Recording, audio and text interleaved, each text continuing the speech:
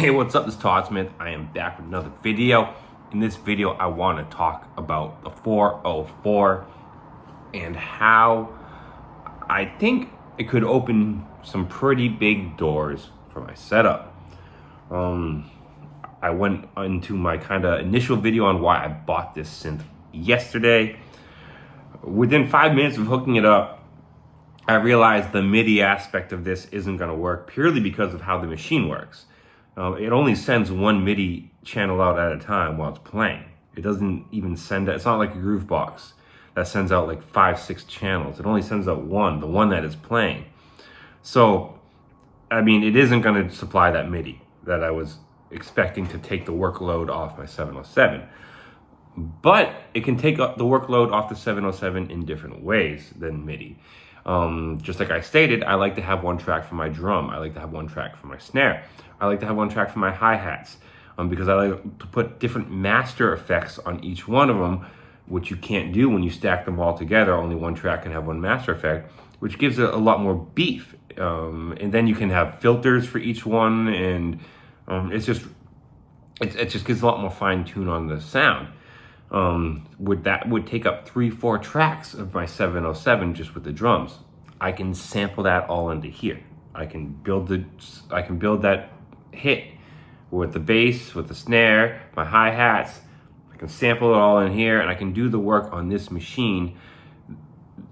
So taking 3-4 tracks of drums off my 707, throwing it into here, which is gonna, again, it's not gonna be the MIDI I was thinking of, but it's gonna save, if I want to save tracks on there, I can easily do that. Because I was playing with the sampling yesterday. It's very easy to live sample right into this via, with absolutely no PC. You can just record the audio very easily. So it's something I could do. And on top of that, like I was saying, long play movie samples, things like that, obviously can be handled by this, no problem. That's something I don't have to throw in the 707. So those are two less things that I can kind of take the load off from the 707 that has nothing to do with MIDI. So that's pretty cool. So it's going to open up my 707, give it some more breathing room, even though the MIDI aspect didn't work out.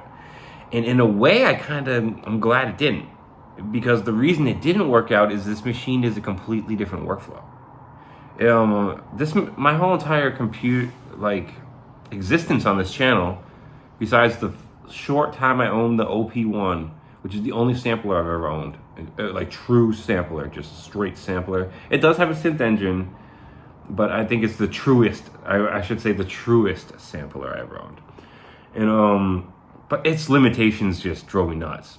4 tracks, 1 tape, that was it. That was what killed me. The tape method workflow with the 4 tracks.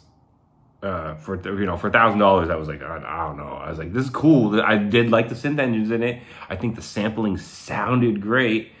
But yeah, without even multiple tapes, I think should have had multiple tapes and 8 tracks, in my opinion, at minimum. So it was my only experience with sampling, and it went away. This is my first real experience with sampling that I think I'm going to keep long term in terms of a true sampler. It has the specs I need, unlike the unlike the OP1, which was wicked limited, only 1 tape, 4 tracks. This has tons of tracks, 16 projects. Obviously, if you max those out, you can probably export them, save them, and redo 16 more projects. Each project has tons of banks. So between the projects and banks in here, I mean, you have just, so my brain's going nuts, massive amount of workflow in here, which is the thing that turned me away from teenage engineering, and the one reason why I didn't want to get the new teenage engineering.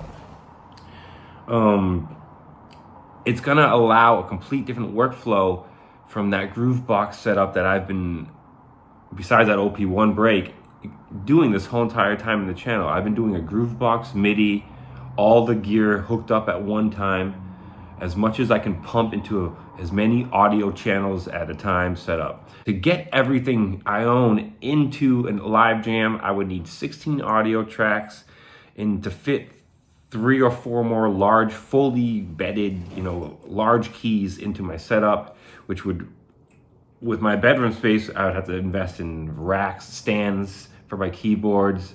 I'd have to obviously a lot more wires, a lot more MIDI cables. I'd have to put a good amount in the audio interface to expand to 16 tracks.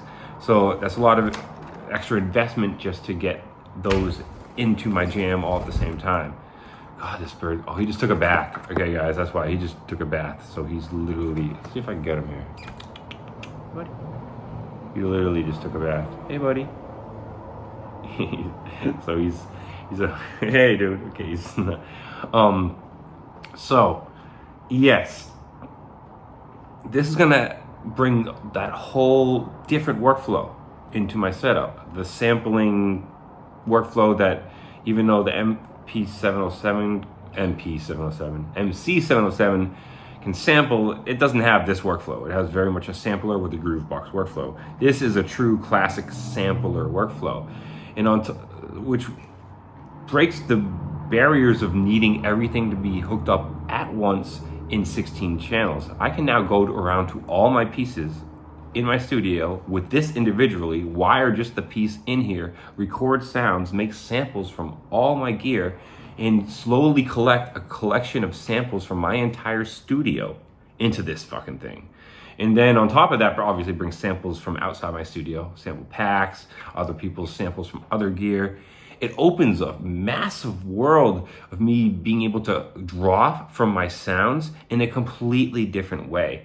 And again, because of how beefy this thing is in terms of specs, I can really have a lot of my studio access to me at one time that would take a large investment for me to even have that option in a Groovebox setup. And obviously this is gonna just, because of the workflow, supply kind of different results too.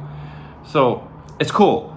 It didn't do exactly what I wanted in the sense, but I think it was better than what I wanted. I think, because what I wanted was more of the same. I just wanted more, sorry about the loud trucks, everyone's going to work. I wanted more of the MIDI tracks of what I've been doing, expanding on what I've been doing since I've started this channel. This will allow me to start exploring a new road.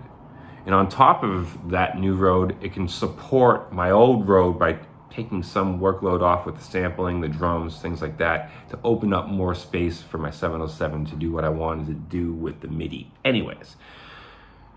So rather than getting a MIDI expansion, I think this was actually probably the smarter choice. It is going to be more of a learning curve for me, where if I got something that was just straight MIDI out the gate, an easy sequencer, it would be just, right, go, easy, like I can just hook up. So it'll be interesting. I'm super excited to see where this leads me. It'll be a whole new road for me. Never really, again, besides had anything like this.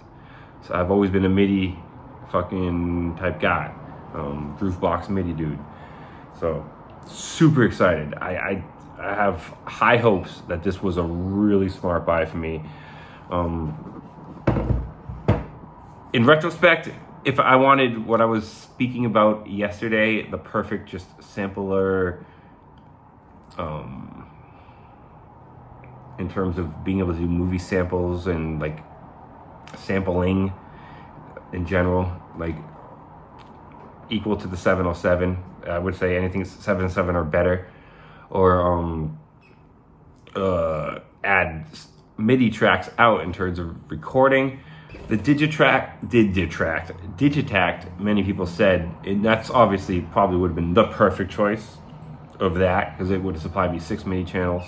I think it's 6 and 6, right? You get 6. I'd have 6 MIDI channels out, which very easy, straightforward sequencer.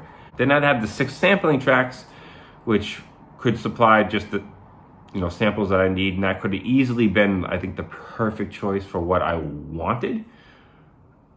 And I got something different, but I think it was a smart choice, because bringing that, again, something different, a different alternative workflow is going to be kind of refreshing.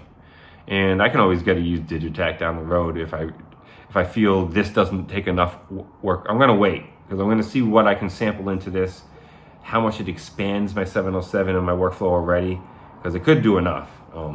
If I feel it doesn't do enough, I can always get to use Digitact down the road. But that would be further down the road, because I'm definitely going to push this, learn this, Super excited about it, guys. You should definitely going to see a Cobalt video very soon, and you're going to see a K2 video very soon, jumping back on the Behringer analog video wagon for a bit. I did want to talk about this for one more time. You're probably not going to see it in a video in terms of sound for a little bit, because I'm going to be learning it, exploring it, sampling into it. I definitely got a lot of support for that first video on this machine. A lot of people seem to jump into it, a lot of new faces. So I think it's because exactly what I talked about. It is a different niche in a sense. Even though it's electronic music, the boom bap scene, the sampling scene is a completely different scene. So I think it triggered a few new faces to see me. I'm super interested to see how I sound like a couple months from now down the road on this machine. I'm sure some of you are too, because it's gonna be interesting. So as always, stay positive, stay creative, support each other, and peace.